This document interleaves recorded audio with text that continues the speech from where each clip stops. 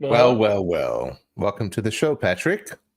Hello, Andy. Welcome to the Untitled Themed Entertainment Design Show. We have a really Very, very long title. excited. I'm always like trying to make sure I get it experienced here on TETV, Themed Experience Television. Hasn't been too long, right? We had a show.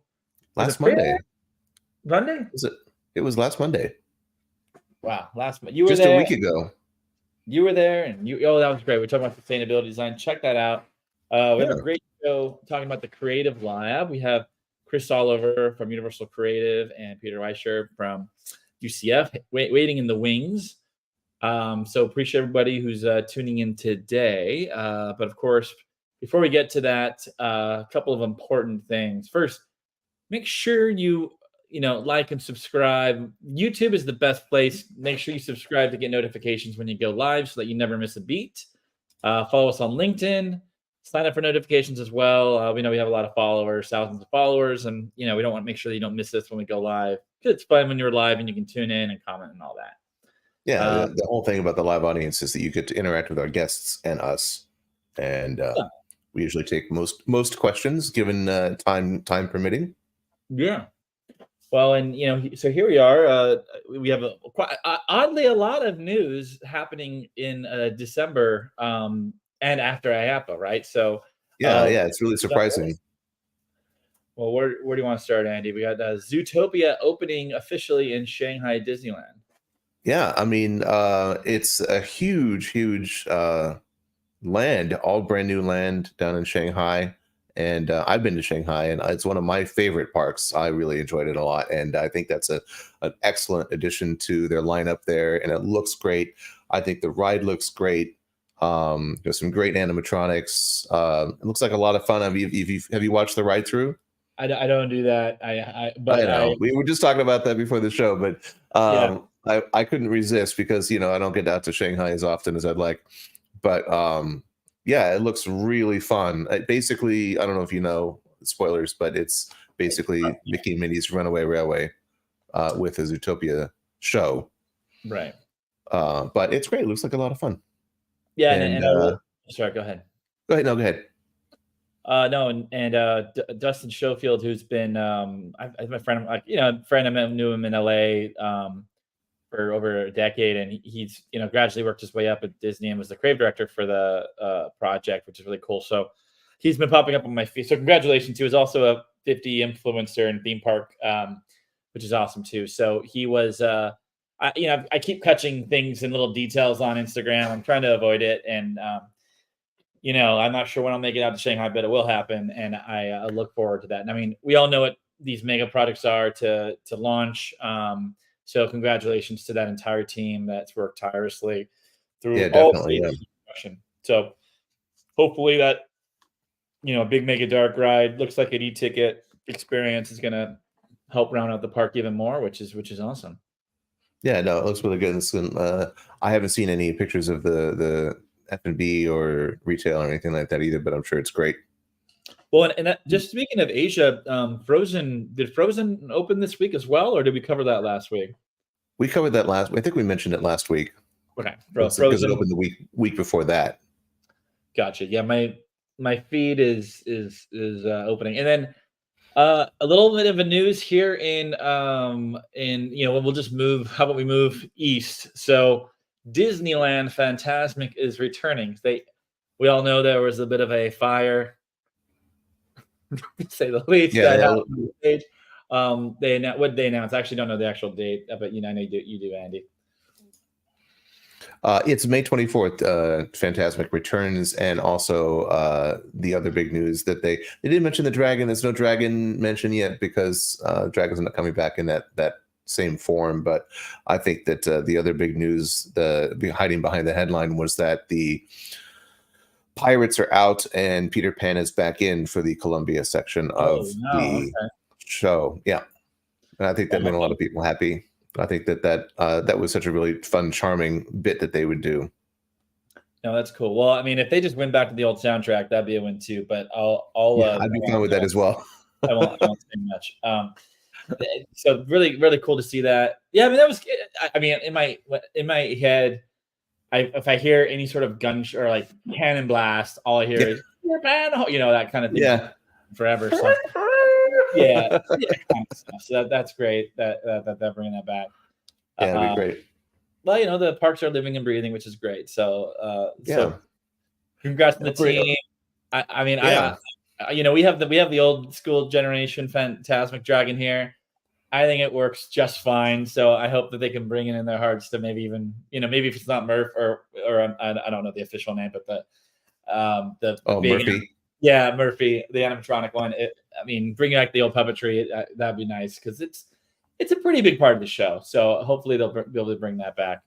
I mean, they will. Something will happen eventually. It's pretty. I mean, it's in every single piece of marketing for the show itself. Right. I mean, and you know, I don't think we talked about it, but like, did we talk about this last week? The Swiss Family Robinson did we talk about that, right? We did, yeah. Okay, I don't know why I'm forgetting that. I actually have something I learned since then. A friend of mine who works in the park mentioned they went on a walkthrough with some Imagineers, and they pointed out that every single movement of every single animatronic and show action element is timed to the soundtrack. So if something's moving or swinging or anything like that, it's all timed to the soundtrack, which I can't wait to go back and see because I'm ashamed that I didn't notice that. Yeah, oh, that's great. That's quite a lot to work out. Yeah. Well, and over in your neck of the woods, well, actually, just east, a little more east, is Frisco, Texas. They announced the name Universal Kids Resorts, which is the name and branding has come out, so very clear. It's kids, which is great, which is cool. And they also updated the Bird's Eye. There's been I'm not gonna speculate on the different IPs that are in there, but some familiar ones appear to be there, and exciting ones from somebody knowing my background. Some pretty exciting ones are in there, which is really cool. So excited to see that project develop, keep moving forward. Yeah, it's gonna be cool.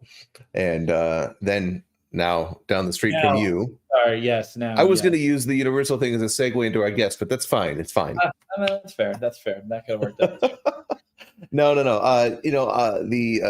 The much now apparently controversial edition of the apparition of the Hatbox Ghost in your mansion down there in Florida has appeared in the adjacent to the hallway scene.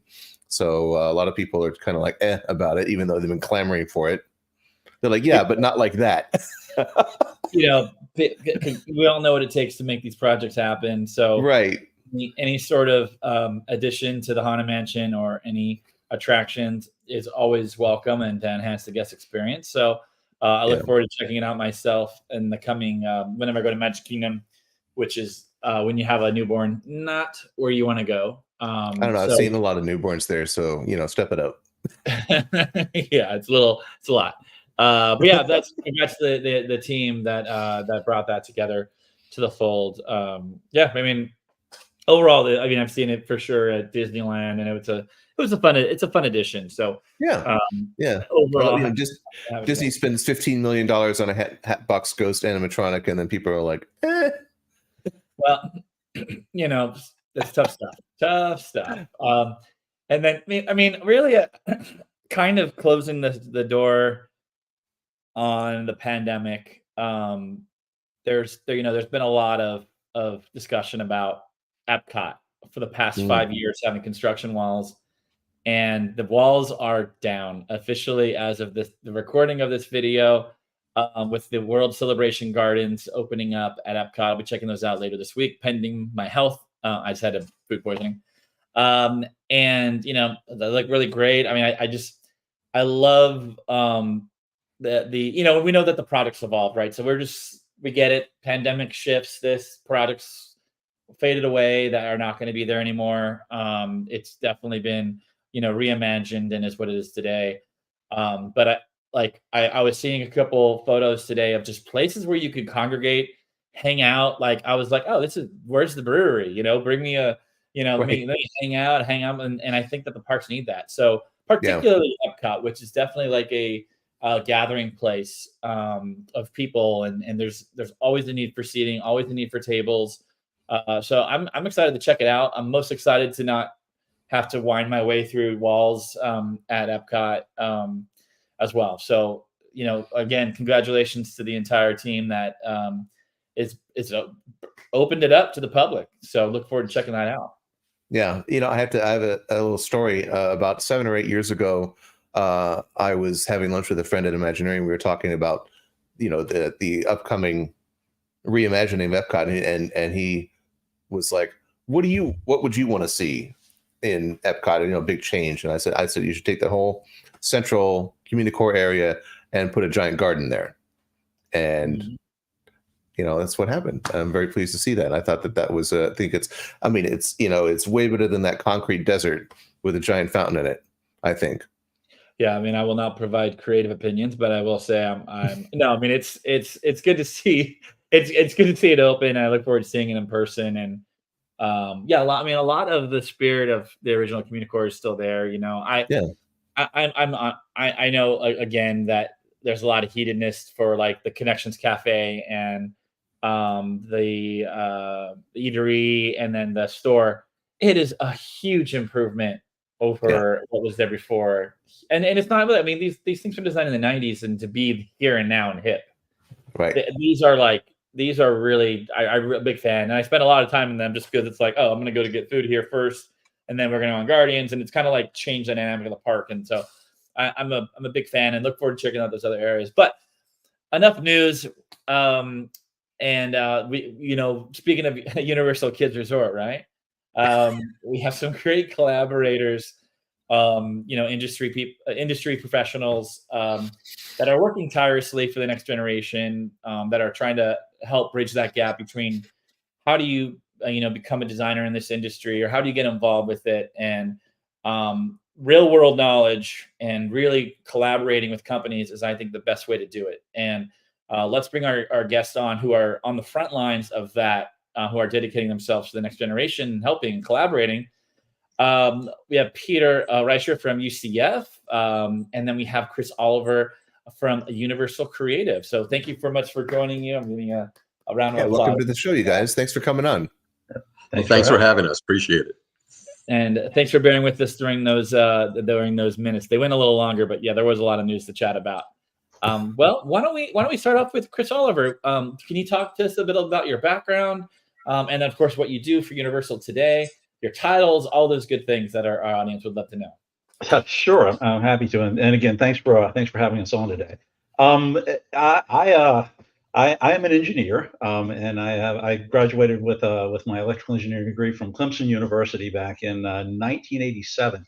And if you were an engineer in the 80s, you went to work in the defense industry, and so a lot of us did. But my first love was always theme parks. I went to Walt Disney World in 1972, right after it opened, and I got the bug immediately. I was a coaster nerd all through high school and into college, and I always wanted to work for Disney. And so after a couple of years of losing my mind in the defense industry, I got bored to death and went to work for Disney. It's saying that in one sentence is probably easier than it was. It was a lot easier than it was. It took me a while to get the job because there was no Universal Creative at that point, and there was WDI wasn't as well known as it is now.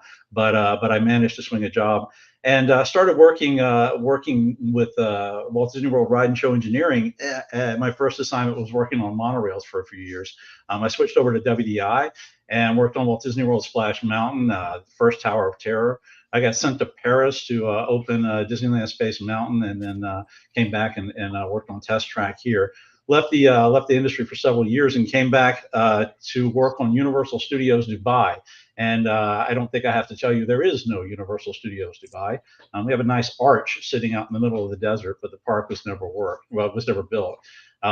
So I got signed to the original the original Forbidden Harry Potter and the Forbidden Journey attraction here in Florida, and helped open that. And from there, I've been with Universal ever since for the last 15 years, and have had my hands in just about everything we've done, especially here in Florida. I spent some time in Singapore as well at our park over there. Worked on if it's got Harry Potter in the name, I probably worked on it, including Gringotts and Hagrid's Magical Creatures Motorbike Adventure. Helped open the Super Nintendo World attractions over in Japan, and then more recently, I spent a year in Beijing, opening our park over there, and that was my fourth Transformers and my fourth Forbidden Journey attraction as well, and was also able to help open up a pretty spectacular Jurassic World adventure and a live show based on How to Train Your Dragon.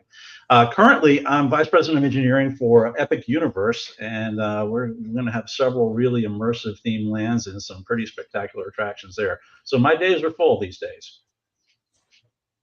That's amazing. Yeah, I think we should have asked you what haven't you done, and that would have been a better way of answering that question. Well, Chris, really appreciate you chatting about that time. I mean, obviously, we'd love to have you back on to talk about any of your experiences in the past, because that was pretty incredible. But also, as equally impressive as we have Peter. Go ahead, Peter. So I actually started way back when, a traditionally trained designer and artist, and I was working in New York and had started working as a creative director for game companies. This is way back when games were kind of boring, point and click and wait. And then I got a call. My firm was hired by NYU, the graduate program, ITP, their Interactive Telecommunications program, to work on a computer game there. They moved me and the crew into the offices there. And I usually tell people I never really left academia. I started teaching adjunct at NYU and eventually full-time in the film school as a digital media professor. Was there for 10 years and then got an offer to be the Dean of Film, Digital Media, and Performing Arts at the Savannah College of Art and Design. So I did that for another 10 years, actually. And while I was there, I've always been enamored and always loved the theme parks, and started the themed entertainment design master's degree there. So I was the professor of themed entertainment design, the acting chair, as well as the dean of that program. And then on to Florida State University as the dean of the College of Fine Arts. I had a institute studying themed experience there, so it was kind of the opposite version of what I had going at SCAD. It was much more focused at academic. And then really, it was the wrong place to do that kind of work. The real right place for themed experience and themed experience programs is here in Orlando. So about 6 years ago, came down to Orlando and started the themed experience master's programs here based upon the work that I'd done before. Well, that's fantastic. I mean, to continue that discussion, so how did the course of study at UCF for themed entertainment begin? Like, and what is it? What do you guys what is the curriculum? What are you guys teaching there? So we have this fantastic advisory council at UCF, and originally Bob Ward, who's on the advisory council, made the first introduction to Mark Woodbury back when the program had just started. And then a few years later, Mike West, who is also one of the senior creatives at Universal, he arranged for a meeting with Mark and Dan Mimas, and I think Cara Lucarelli at Universal. And that's where I made the proposal to do the Creative Lab class, which they were all pretty excited about and agreed to right away, but it took about another year for the program to actually happen. It was the first time Universal had ever done anything like this, and there was a lot to be worked out. They actually told me at one point that they had a great person to help co-teach the class, and they said, he's an engineer, but don't worry, he's great. And that turned out to be Chris. Well, yeah, I mean, that's my next question is like, Chris, how do you sort of dovetail into the UCF program, and how if at all does Universal sort of support the program? Well, like Peter said, one day someone walked into my office and said, "Would you be interested in teaching a class at Universal?" And I mean, at UCF, and I kind of laughed. I thought she was kidding, but they explained the program to me, and I immediately got very excited about it. And the way Peter wrote up the syllabus, it was really interesting to me too what he wanted to accomplish in the class. We've done a lot of classes over the years, whether it's Universal or other industry professionals, and they often focus on the design aspect and the creative aspect, and create your attraction that does this. And I think Peter wanted to show a little bit of the underbelly of what goes on in building an attraction. So I was more than happy to help him out and help him create the curriculum that shows everything else that goes into the class. So yes, we do focus a little bit on the creative side, and as far as having the students come up with their own attraction, but then we really like to focus on what it really takes to get an attraction built, and all the different departments that have to come together to make that happen. So, maybe specifically, what would somebody expect going into the program? So, is it like a simulated project? How long is the program? Things like that, just so we can kind of have the context around So it. the Creative Lab, we meet half of the classes right at Universal, backstage in Universal. I think the first few classes are there. And then half the classes are at UCF, and usually we'll have a speaker come from Universal to talk about it.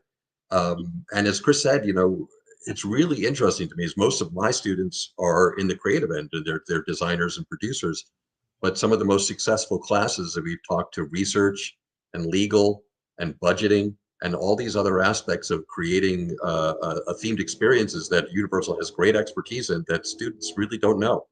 And I think it really helps them and informs them in their studies as well, and helps them be better designers, just to at least have a few classes in the different areas that encompass themed experience and attraction.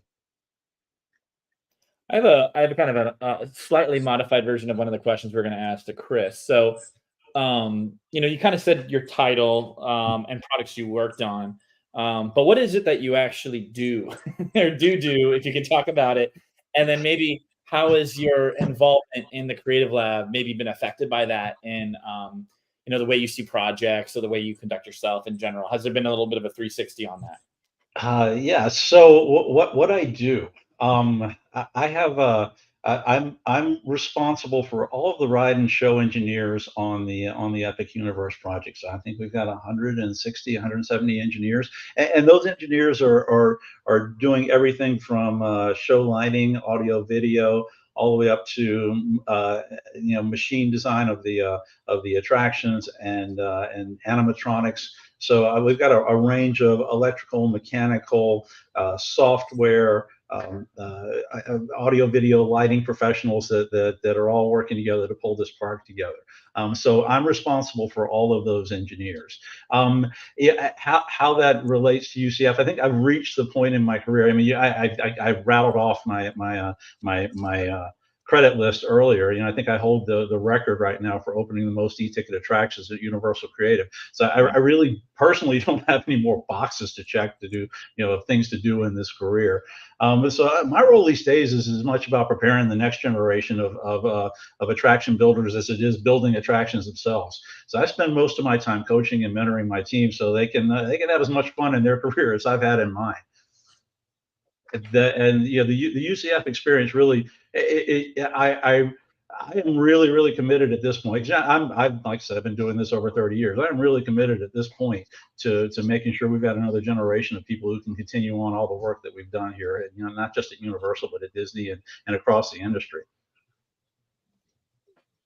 Oh, great. Well, and Peter, kind of speaking on broad terms, or maybe more specific, do you want to talk about your programs, the UCF degree programs you all have? So yeah, we have the first of a kind in the country. So we're the first themed experience program in a public university. We're the first in a research university. And what had happened was when I came to UCF, I proposed doing a master's program, and I gotta tell you, I had a tremendous amount of excitement for all the way from upper administration through a lot of the different departments. It seemed to be it's the right place for what we do. So we have the first program that we started with. It's almost, I think it's in its 5th or 6th year now, is the MFA track within theater.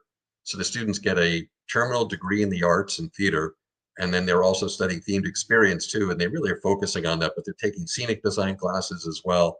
and they're doing a thesis and everything. And then the newest program we have is the Master of Science, which is just a 2-year program, and that started about 2 years ago. So we went from the first year, we had 12 students, and now we have 70 students. So we're also the largest in the country for what we do. We're probably going to keep it to around 70 or 80 students total, which is a gigantic size for an art and design and production program in any university. Well, along those lines, who do you, like, what kind of individual or someone with what career path would you say that this program, both the undergrad and the graduate program are for? Like, who do you recommend this for? And can you tell me about what's the sort of application process for that? Is it separate or part of the university, or?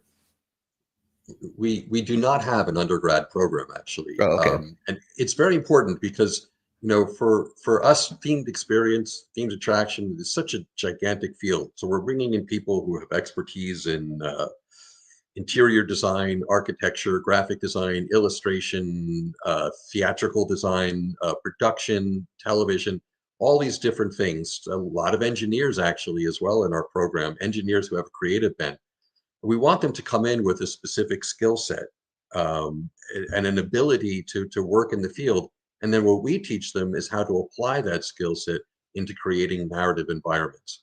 So we do require a portfolio, but the portfolio can be pretty broad. So I've had mechanical engineers showing their mechanical engineering work, illustrators showing drawings, and of course people who do producing, even handing me spreadsheets and work that they've done in Excel. And then when we accept people into the program, we try to get a nice even cohort. So we're not just getting 15 designers, we're also getting some producers and some writers and some engineers, so that they work as a cohort and they can collaborate together, very much emulating how they do it in the professional world.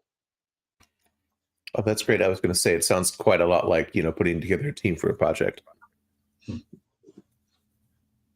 So how does this program, the Creative Lab specifically, fit into the program, the master's program in general? And then how does it work with Universal Creative playing a key role? We do a lot of collaboration with industry, and that's a very important part of what we do. I mean, we're right here in Orlando, and this is the epicenter of the themed experience and attraction industry, so that's important to us. The relationship we have with Universal is fantastic, and I'd say it was a deeper relationship than we have with almost every other company.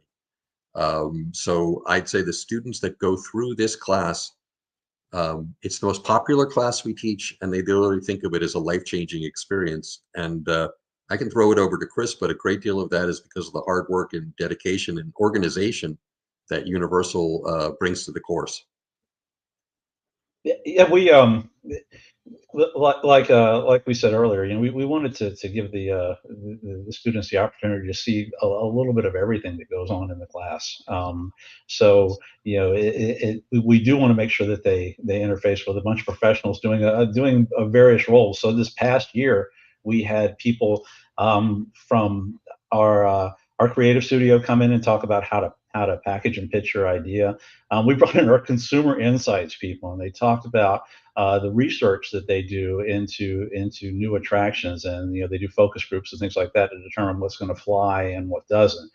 We brought in our business intelligence and industrial engineering people to talk about. They gave a course on capacity and guest traffic flow management, so that they could understand how to calculate the capacity for their rides and how many guests they can get through for an hour. We had estimating and finance come in, and actually it was one of the more popular courses, where our estimating guy stood up there and gave them all a cheat sheet on what things cost. And it was eye-opening for a lot of people who thought, yeah, we can build this attraction for $50 million or $100 million, to really find out just what $50 million will buy you in this industry these days.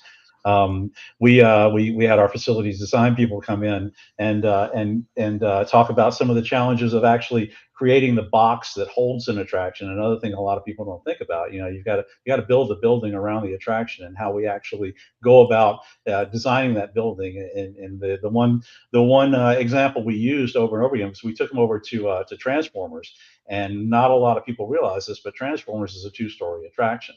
And the reason it is we built it in California originally, and there was only a parcel of land. We put it in the backdraft building, and there was only a parcel of land big enough for a 2-minute experience, not a 4-minute experience. And we said, well, how are we going to get 4 minutes out of this space? And someone had the great idea, well, just do a second-story building. The building's tall enough, we'll put a second story on it. And so we had to, the engineering challenges, we had to come up with some gigantic elevators to take the vehicles up to the second floor. And the creative challenge was, how do we make people realize they're not in an elevator, or not realize they're in an elevator? And they came up with some pretty great ways to tell a story while you're in the elevator, so most people have no clue that they're in a 2-story building. But it was a challenge of facility design. We bring in engineering and safety, and they talk about ride and show design, and the regulatory environment, everything from rock work and show set scenic all the way down to control systems and projection. Project management, we actually did this past summer, we got lucky and did a tour of Epic. So we took our students out to the Epic construction site for an evening I don't think they'll soon forget. And we had our project management professionals out there touring them around, talking about the challenges of actually building something out of the ground. And then one of our more popular classes, we had tech services and operations, our maintenance and operations group.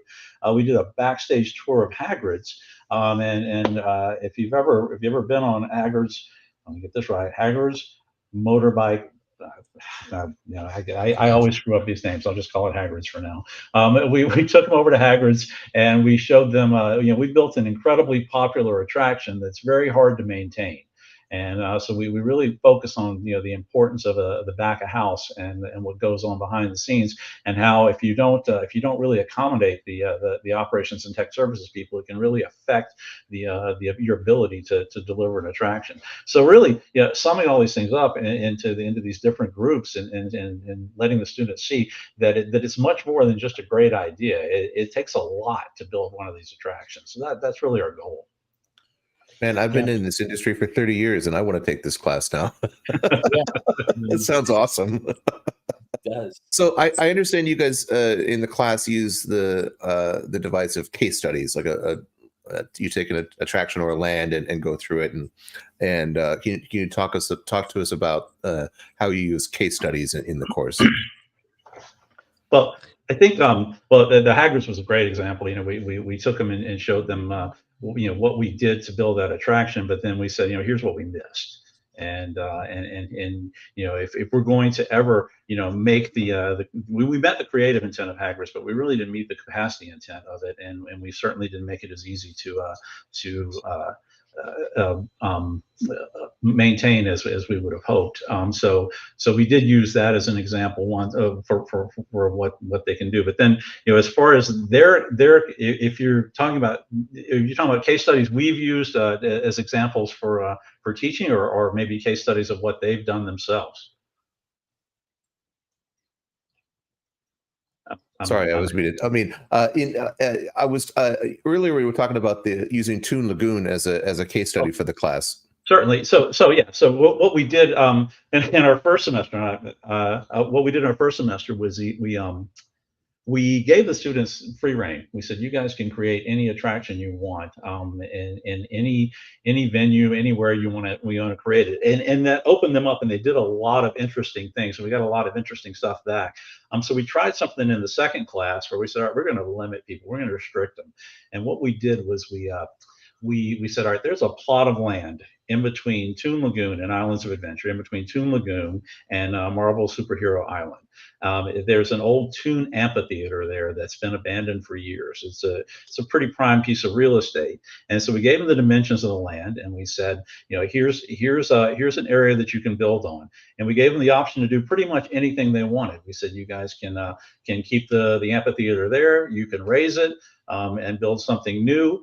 You can have it as something that's attached to one or the other islands, or create your own islands. And it was really interesting to see what the students came up with. We gave them the parameters of, you got to have this capacity, and you've got to be able to accommodate this number of guests per hour, things like that.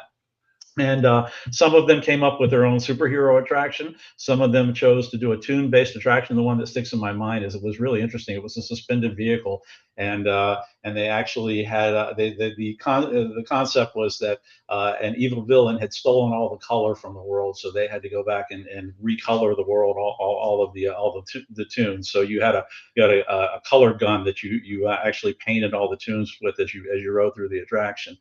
Some created their own island. Someone came up with a Japanese-based experience, and it was an anime experience in its own island. And then when we're doing this, we like to throw them a couple of curveballs as well. In one of the weeks, we said, all right, we've decided we want to put a themed restaurant in here. So you guys need to come up with the restaurant concept and give us a menu with 3 items on it, with three themed items on it. That was a lot of fun to see what they came up with. We could also do the same thing with the merchandise stand. And at some point, I think I'm going to throw them a curveball and say, your electrical contractor just came in $20 million over budget. You got to cut something. What are you going to value engineer out? So overall, though, I mean, I think it was an interesting exercise to see what they would do with an existing piece of land and how well they could integrate it into an existing park. Yeah, what I would add to that, what's great about it is, it's not just theoretical. They're actually walking the park. They stood there. They looked at the land. They're interfacing with the people at Universal who have profound knowledge of the area as well. And for the final class, they go to the executive boardroom and they present to a group of executives and creatives their concept there. Again, using a space that's in one of the world-renowned theme parks right there. That's something that you're not going to get in any other class. That's an experience that can only be provided through this lab. That's incredible. Yeah, I'm pretty blown away by this class. Like I said, I would take this class. I'm an industry veteran at this point. So what would you say are some of the successes of the collaboration? I mean, we've heard a little bit about that.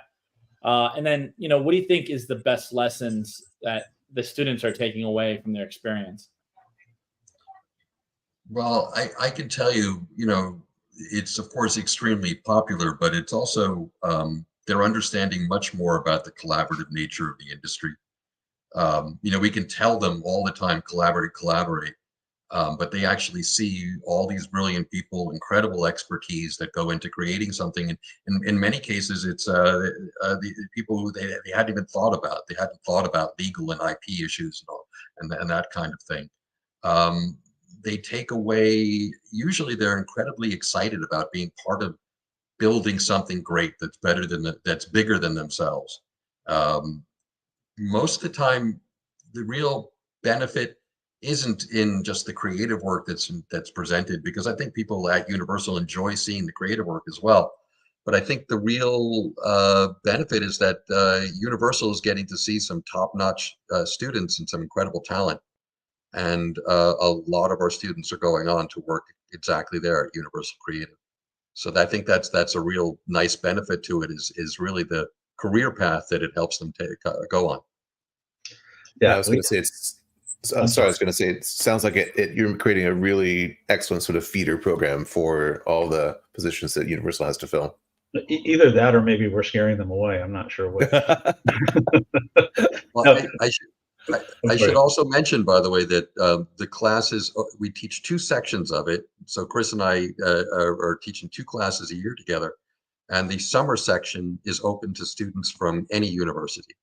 As long as you're a current student at a university or a college, they can apply. They get the full credit through UCF. They just have to work out, as a transfer credit from their own college. And last year we had, I would say, at least 2/3 of the class was from outside of my program. And that's the same class. You just teach the class twice a year, or is that a different sort of So session? we teach it once. They're coming next semester, which is going to be our spring semester. It's all themed experience master students. We're a big enough program. By the way, Chris, the class filled in 4 minutes this year.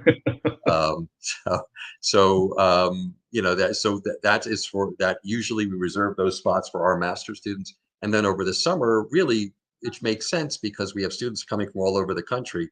and they can't take one class during their regular semester, you know, so this way they can come to Orlando, they find a place to stay over the summer, and they take the class. Yeah, I But think it's, we had, it's the same class though. Those two are the same classes though. Same yeah. exact class, same thing. Yeah, we had one student, one gentleman who was taking UCF online, and this class we don't offer online. He lives in Naples, and he drove up every week, twice a week during the summer to attend the class. So not a lot of pressure on our part to have to, you know, Yeah. to make it worth his drive. But we have it from Universal standpoint. Obviously, it's great to we don't have the Universal Creative doesn't have the name recognition that our friends down the street do, and you know, although you know we're getting better every year, so certainly that helps for us. But also we picked up several students and have hired as full-time employees now. As a matter of fact, I had 4 of them in my office the other day saying, all right, we're going into the next semester. What did we do right and what did we do wrong? And they gave us a lot of good feedback on the class. And then how many students do you have each semester in the class, just out of curiosity? We try to keep it at about 15. Oh, wow. That's a a little bit real, more over the summer, just because there's a certain amount that we can fit in the rooms and through the rides. And, you know, in some yeah. cases, they're putting on hard hats, the vests, and steel-toed shoes and walking through a site. And we can't put too many people through that. Wow, that's great. And then I do have another question. Well, before we get to the future of, you know, the UCF program, things that you can talk about, Peter. You touched on a couple of these, was those kind of, I don't want to say rude awakening, but the awakening when that estimator showed the cheat sheet. And I'd love to have that cheat sheet, Chris, if you're willing to share it. If there's were there any other moments where you thought, wow, we're really doing the right thing by bringing these, you know, emerging professionals here now to show them, you know, how things actually unfold? Were there any other kind of moments that you picked up over the years? Chris, you want to take that first, or do you want me to jump in? I think you know, there were a couple things on both sides. You know, what I was really proud of is that, you know, I sat down with each one of the presenters and said, hey, this is what we're doing, and this is our objective with this class. Would you be willing to present to the students for half an hour, 45 minutes, whatever? I had no one who said no. And I had a ton of people who, without much prompting at all, came up with really great presentations and were really excited about doing it, and were, you know, just inspiring to the students. And so I felt like you know, it made me proud of the professionals in this industry, and the fact that we're all doing something professional and we all love to talk about it. And we all love our industry. So that to me was really one of the highlights of the entire semester. But also, just, you know, it's great when you get involved with this. I mean, you know, let's face it. I'm in this office, you know, at 6 or 6:30 every morning. I'm here until late every night. I deal with the same problems that any other, you know, manager or executive has to deal with. But at the end of the day, I'm building giant toys. And so it's often, you often lose sight of that. And so to have students come in and ask questions and be in awe of what you're doing, and want to do the same thing that you're doing, and want help and advice on how to do it, it really makes you appreciate what you're doing. It really makes you understand that it's more than just a job. And so to me, that I really appreciated the students for that aspect of it. Oh, great.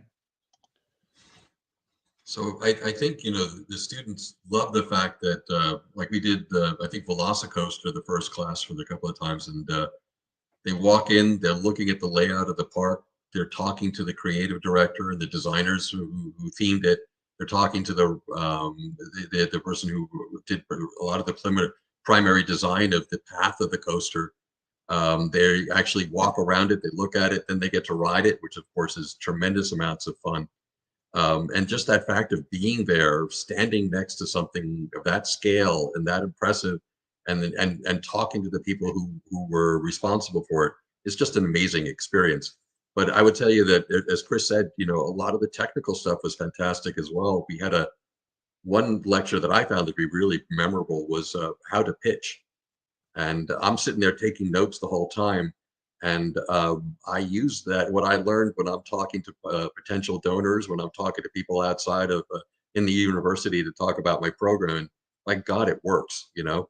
And that's invaluable for my students to hear about that, and how to present ideas well, how to talk about a multi-million-dollar project, and get it through all the different layers of people who are looking at it, and who are involved with the project. That's incredible. Yeah, and I think I was interested too in some of the things that really interested the students. Like you know, we did a survey and we asked them, like, what were your favorite classes? And the Hagrid's class about operations and tech services and operations and maintenance, it was one of the highest scoring classes, and it was really a surprise to me to understand what they were really interested in learning. And so yeah, that's something we're keeping in there and highlighting. Well, what's interesting is when we read about the industry, you always read about the success, you know, and of course everything that's a problem is kind of smoothed over. And then when they actually learn about how it was made and they meet the people who are involved in it, for me, it doesn't take away at all from the incredibleness of the experience. It makes it more human. It makes it more interesting to understand all the different issues that went into getting this thing done. A one-off, you know, that is so incredibly interesting creatively, but also mechanically. So I think that's really makes it even better, I think. Yeah, and how creating an attraction like that is sometimes a endless series of crushing compromises too. Yeah. Well, we don't tell them the discouraging parts. They're still students. We want to be excited about them. Well, Peter, do you want to talk a little bit about the future of the UCF program? Well, yeah, as I said, we've grown a great deal. We started with 12. We then accepted, we can accept up to 15. So we started the second master's degree. We now have what we call two cohorts, two groups of 15 in the Master of Science. And then we have around 10 or 12 in the Master of Fine Arts. We're looking, you know, we've had, as I said, I've had incredible support within the university. We're now looking at discrete space for our program, so we'd have our own labs, our own classrooms, our own shops, and that's really, it's just really a matter of figuring out the right space for that. We're adding more full-time professors. One of the things that I think is magnificent out of the program is we're right here in Orlando, so our faculty are former vice presidents, creative directors, art directors, CEOs of companies that are here in Orlando who are teaching our students and working with them, not just as speaker, but actually people like Chris who are working with them for a full semester. But now we're going to be hiring a lot more full-time faculty as well to help run the program. We just hired some staff to help with that as well. So we're probably going to grow to be about somewhere under 90 students in the next 2 years. And then we're looking for the next challenge to grow a little bit more, but we want to grow and keep that to be smart, keep that smart growth, not just to expand beyond what we can do well. So I think that's our next challenge is how to continue on the path that we have now, hire more people, bring in more facilities, and still maintain the kind of excitement that we have with getting the adjuncts from the field working with our students on a daily basis. Man, that sounds really exciting. That's awesome. And congratulations too on the success of all of that. Thanks. It's a little, it's Chris will tell you, it's a little tiring to be that. Well, you know, we always like to, at the towards the end of the show, we always ask our guests to give advice on the industry. And I think this time I'd like to change that up just a little bit and give us advice on, if you are a student, you know, an undergrad somewhere, give us advice on what direction you should take and how to best prepare for applying to take this incredible course. Well, go ahead, Chris. I'll talk about the class specific first, I think.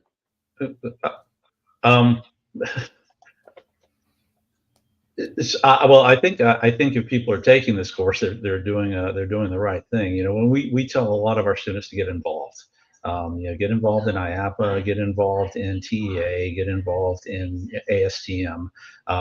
It's the industry is much more accessible now, or more accessible now than it's ever been, as far as accepting students and accepting young people into the industry. I do have this one thing I tell all of my students and all of my interns. Like, there's a quote by a German philosopher named Goethe, and he said, "At the moment of commitment, the universe conspires to assist you." And to me, that means two things. One is that when you're committed, you're open to cues that you may have otherwise missed. It's sort of like when you have a song in your head and you go into your car and you turn on the radio and the song is playing. I assure you, the DJ did not play that song just because it's been in your head. It just was, front of mind. So you picked up on it. The other thing is, I think, people want to help you. You just got to tell them how. And when you're committed, you know what to ask for. So I tell my students to commit, decide what you want to do and go after it, but be prepared. This is not an easy industry. It's staffed by a bunch of very passionate people who are dedicated and work hard and take an enormous amount of pride in their product. This industry is not for the faint of heart, though. It's long hours, it's hard work, and sometimes it's in foreign countries under some pretty tough conditions, but man, is it rewarding. My office is littered with memorabilia from projects and dozens of attractions that have household names. For an engineer, it just doesn't get any better than that. Absolutely. Well, the question that you were asking is something I probably get asked a few times a week from students or prospective students who want to go into this program, and they say, what do I need to do? For my program, as I was telling you guys before, it's really important that you have a skill set that can be applied to this industry. So, for us, what we're doing is we're doing a master's degree. They're studying a lot about how to convey a narrative by creating environments, and they're learning the technical as well as the creative. But at the end of the day, with their first job that they're going to get, maybe at Universal Creative, if they came in as an interior designer, it might be interior designer again. However, they're an interior designer who has a very good understanding. I would not say profound, but a really solid understanding of the industry and a great idea of where they want to go. And they're not just falling into Universal Creative because that's the job that they found, whatever, that they heard about, or they saw a listing for it. They have a passion for it. This is where they want to be. So we've been finding from a lot of the recruiters, they say that our students are great because they stay in that job. That's the job they want. They're not just trying it out for a few months to see if they might like the industry. As Chris said, it's a tremendous amount of work and a lot of long hours. And if you don't love it, it's not for you. They find that out in grad school as well. Usually when I'm talking to a student and they say, what should I do for my portfolio? I say, well, what do you have a passion for? And what are you really good at? What are you comfortable showing us? And usually they have something in that portfolio, that kind of work. I tell them, I don't want to see your idea for a new coaster design. If you're a graphic designer, show me graphic design. If it's compelling, if it's aesthetically pleasing, if it has the technical ability, we'll show you about creating themed experiences. No, That's really good advice. That's really good overall advice for the industry as well. Sort of just like pick a lane, stick to it, be a specialist, be indispensable. I tell them, you might be in a job and the person next to you might be an undergrad with the same experience. The difference is you've got a profound understanding. You have a tremendous understanding of the industry, and you're going to go a lot further. And you're in the right place, and that's what our program does. When I've been talking to students, I've taught classes on music and sound for themed entertainment before, and I always tell people it's like this industry, creating a themed attraction is as complicated as aerospace engineering or like preparing for a space launch. But instead of launching a rocket, we launch attractions that tell stories that make people feel things. Like you put them in meat grinders that could kill them, only to make them feel emotions for 4 minutes. That's very true. Chris has worked on most of those. Yeah, I don't think I've ever described it as a meat grinder. I mean, they have the potential to be a meat grinder. I heard the elevator in Transformers described as a meat grinder once. No comment. We really appreciate just the creating this program, which sounds amazing. Like I said, I'd love to take this program, and Me too. You know, I will say, you know, if you're watching this right now, please share this with somebody who you think may benefit to learn more about the program, and help get the word out about it, so that more, just the accessibility of this being open up to other students in the summer is amazing, and we know a lot of people can benefit from this. You know, candidly, you know, we do see a gap, of that real world collaboration and how things are really happening versus what's happening in a studio environment. I went to art school and I could say that. And so it's like these real world collaborations where they're almost like a mini incubator or a mini studio with real inputs from the outside world, really puts you really far ahead of the game of understanding and being able to talk about these things. So kudos to you on all this program. We have a very long link at the bottom. I'm not going to read it aloud, but we can drop it in the comments. Help spread the word. And thank you so much, Chris Oliver and Peter Reicher, for joining us today and talking about the Creative Lab, Universal Creative Lab. Thank you guys so much.